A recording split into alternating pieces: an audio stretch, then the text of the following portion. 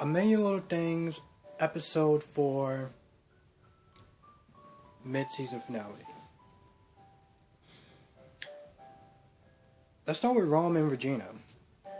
So, the actress, I don't remember what her name is, but she's supposed to be sent there shadowing Regina for the day. You know, sit there and get more in tune with the character. So, throughout the day, you know, she's just like, you know, helping her bake and just, you know, telling her stories and stuff like that. There's one point where, I don't remember her name, but the actress asked Regina, like, you know, how did you feel when you found out, you know, like when you found the note about him, you know, talking about committing suicide. And when she shared her story, she got really deep, she got really personal. She was talking about how he was on medication and therapy and stuff like that to just kind of like manage his depression and, you know, just to kind of, you know, get him in a better place. At this point, she just walks out. Like, she makes up something. She's like, oh, I got to talk to my agent or whatever. And she just bolts out of there. And Regina's like, oh, shit. You know, she felt like she scared it away. She scared her away. Now, at this time, Rome is in the office, and they're doing casting for John. And, you know, he's looking at the different characters and stuff, like the different people, and it all becomes too real. You know? There's like about 40 people or whatever that looks like his former dead friend. So between that and, you know, there was a poster for his movie, and he saw the poster, and it was like a guy that was like literally, you know, on a ledge. He was like, yeah, I need to go somewhere else. I can't right now. So I don't remember where he went, but Regina calls him up.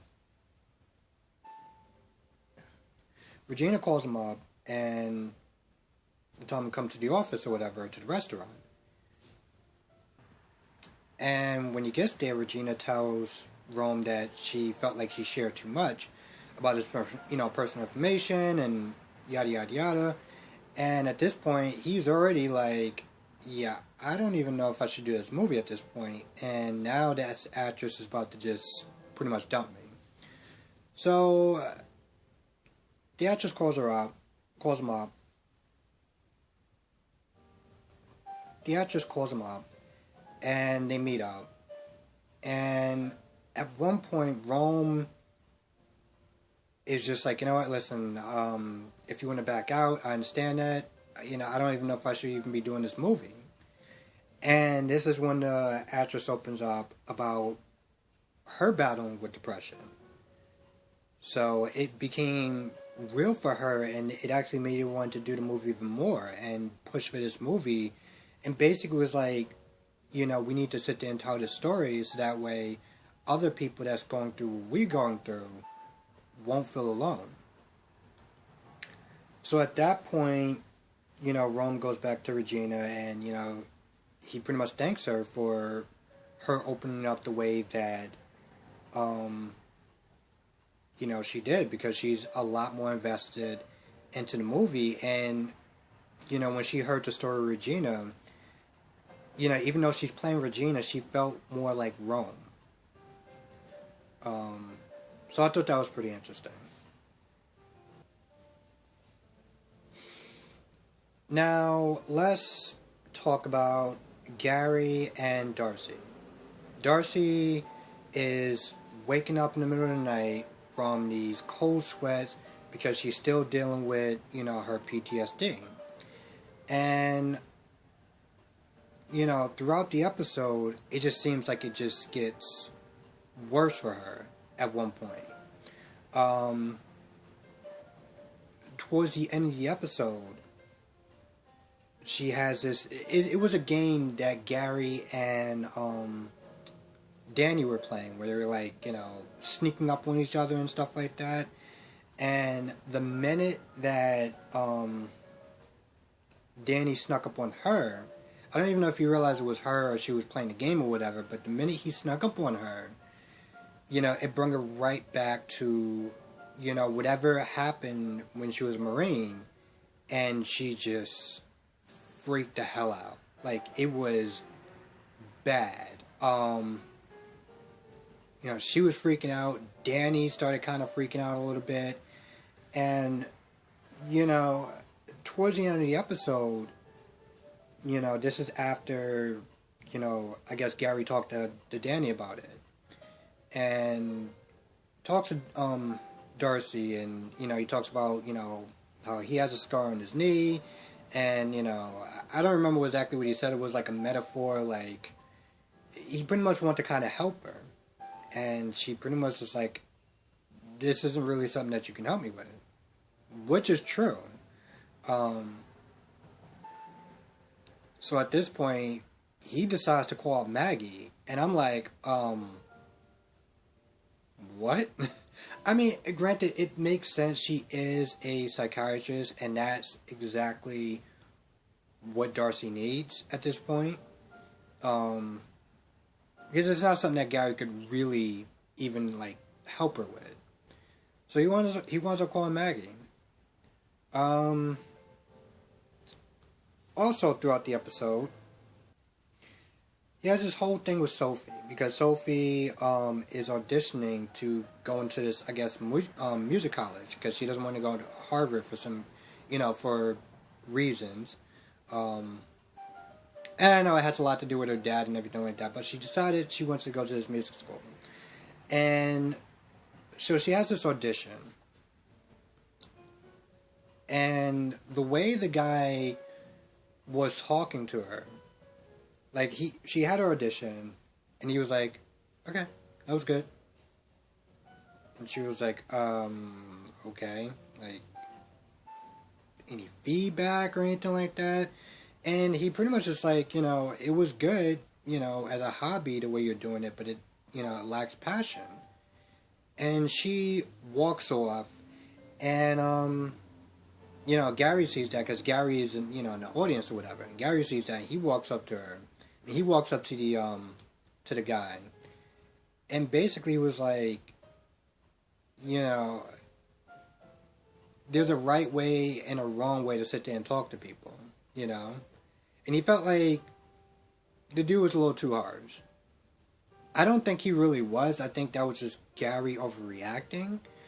But Sophie flips out at him, and at this point, Sophie decides to, I guess, I don't know if she's waiting outside of his studio or whatever, but she's playing this music, and it's actually really good. And I think his wife actually overheard it.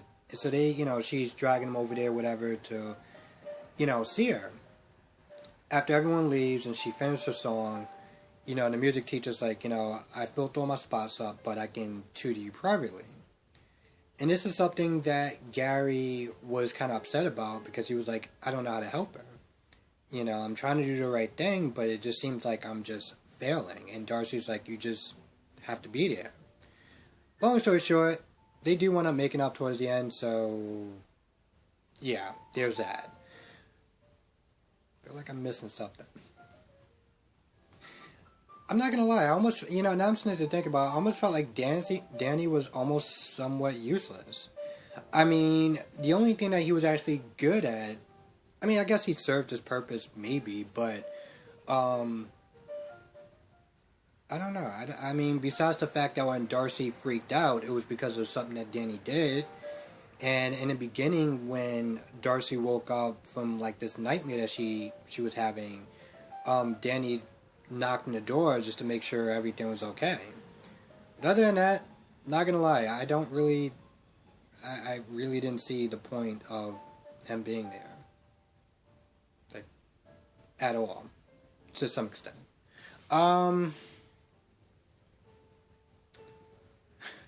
Okay, so we're gonna go with Eddie and Catherine, because, well, Eddie is taking the prescription pills, and I guess it looks like he's like abusing them, because at first he wasn't gonna take them because he felt like he didn't want to mess up his sobriety and everything like that. But when he started doing PT with Darcy, he started really feeling a lot of pain. So he's taking a lot of these, pills or whatever, and he's like switching it up, and he's like putting like the bad pills or whatever, or like the really addictive pills in his aspirin and like, whatever. At this point, he's like switching stuff up, and Catherine walks, she walks behind him, and she's like, you care to explain this? And she shows him the iPad, and, Eddie's looking at it, and Eddie's like, oh, whoa, she's porn there. He also sees Minecraft and a couple other things, and he's like, yeah, this isn't me. And he realized that it's Theo that's looking at all that stuff. I'm sorry, I'm just like, it was so awkward. It was so, I guess like the scene was meant to be awkward, but like, this is when Eddie and Catherine are like, yeah, guess it's that time. And at first, Catherine was like, oh, I thought this was you, because, me and you haven't, really did anything since the hospital. So, there's that. During the PT session with Darcy, he explains that, he talks about, like, how he's going to have a talk with, the birds and the bees with his son. But he also explains that, like, his confidence just isn't the same with Catherine. Which really explains the whole him not really being in the mood, I guess. Because he feels like it's a former version of himself. When him and Catherine... How was my...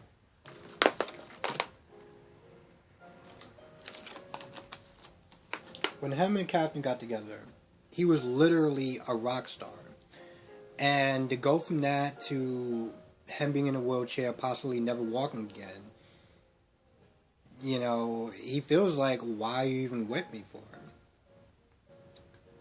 So at this point, I don't know if Darcy told...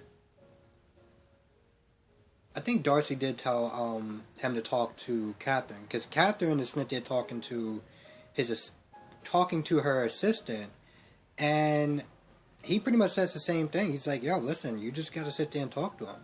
It's probably a confidence thing. So at some point, this is after they talk to, they start the conversation about the birds and the bees, Catherine and Eddie, to Theo.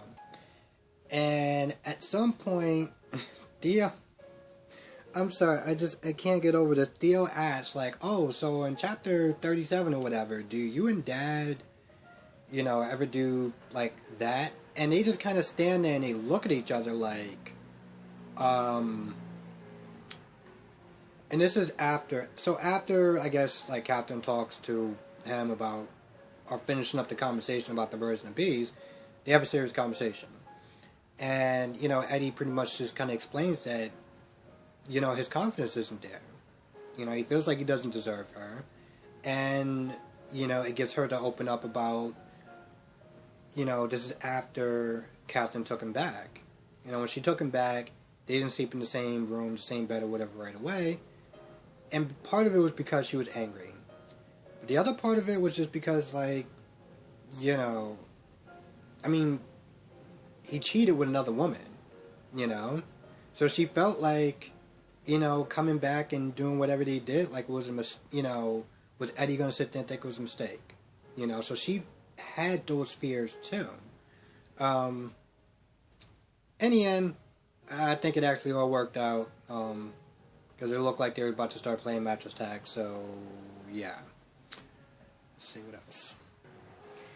And the last scene is with Maggie and roommate that I can't remember his name. Because I partly don't even care. I've already complained about this multiple times, but there is a silver lining to my complaint. And I'll say that towards the end.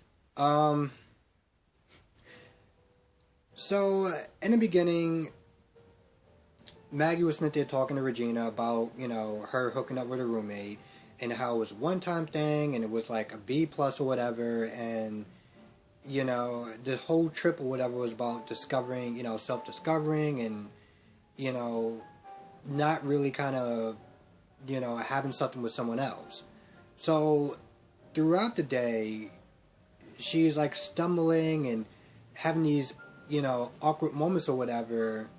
And finally, she's like, we gotta sit there and talk. And when she talks to him about how, they're not gonna be anything more than just, friends with benefits, he felt the exact same way too. He's already been all the way, like he was married. And so at this, at that point, he was like, yeah, that's not really me. So they both felt the same way. And throughout the episode, it was just this, I guess, miscommunication or whatever it was. And I'm not going to lie, I felt like it was, part of it was funny. Because she's sitting there trying to find ways to tell him that it's not going to be nothing more than just friends. Or friends with benefits. Because, the little... Like, okay. In the morning, he left her a Danish. Or she thought he left her a Danish. And I think at some point, he said something that seemed like it was heading towards a relationship in her head. But in the end, it was just miscommunications and just getting their wires crossed. So it all add up into nothing. Literally, it added up into nothing. And that's pretty much what wound up happening. It just went back to just being casual sex buddies or whatever. And towards the end of the episode, well, not towards the end of the episode, towards the previews for the second half of the season, which starts sometime in March. She is actually going to be back with the rest of the cast, which is great because, granted, if you sat there and you marathon watched it, it probably wouldn't have been that bad. You're only going through 4 episodes before she's back with the main cast and having a more integral story with everyone else. But the first 4 episodes, you're just like, okay, cool. So she's in this apartment with this guy, and that's it. Like, that's, like, every time you see Maggie, she's always going to be in this apartment. And the guy is always going to be there, 9 times out of 10. Wow, that's something. And that's pretty much about it. I think they're going to go more into COVID-19 next season. Because there's a certain part where... I know Regina's sitting there talking about how they haven't paid rent in a while, I guess because of slow customers or whatever coming in, and at some point, Rome was sitting there talking about how, they couldn't shoot or whatever for like 2 weeks and stuff.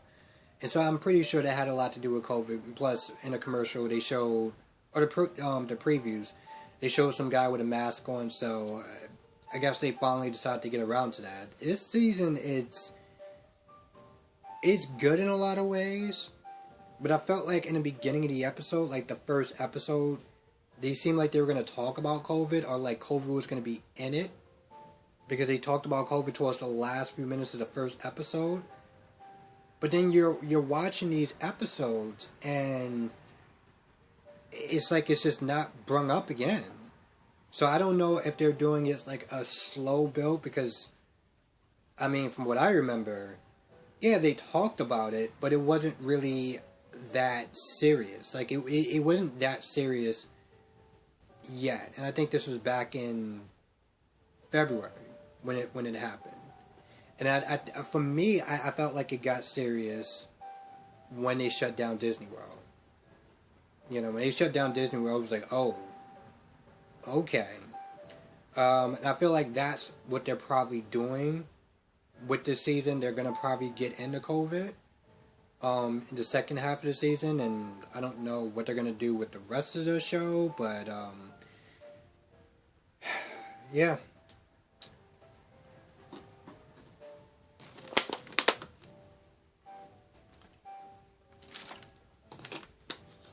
So, yeah, it was a good episode. I think the only stuff, again, that I really didn't like that much was the Maggie stuff, because I felt like it was just pointless. I felt like all her stuff has been pointless. Like, 1 through 4, her whole scenes were entirely pointless. You can watch the show and not even watch an episode, like watch parts with Maggie, and you would still understand it because she does come back to the rest of the cast, and all that other stuff was just unneeded. I don't know if this was due to COVID restrictions, where she just had to be filming with this one guy. I have no idea what it was, but it was definitely weird, and I'm glad they're going to get back to some normalcy. I don't know if that's a word, but, you know, they're going to get back to, you know, she's going to be back with the rest of the cast. As far as this episode, I thought it was actually pretty good. It's weird because it's called a mid-season finale, and they're not coming back into March. Like, I just, the way they built this up, this doesn't even feel like it's a mid-season finale, like cliffhanger. This seems like it's just, okay, I don't know. Anyway, with that being said, I'm gonna go. Thank you so much for watching. Let me know what you thought of this episode. Yeah. Have a good weekend, good week, depending on when you're watching this, and see you in the next episode. Or the next video, because I don't even know what I'm saying at this point. Bye.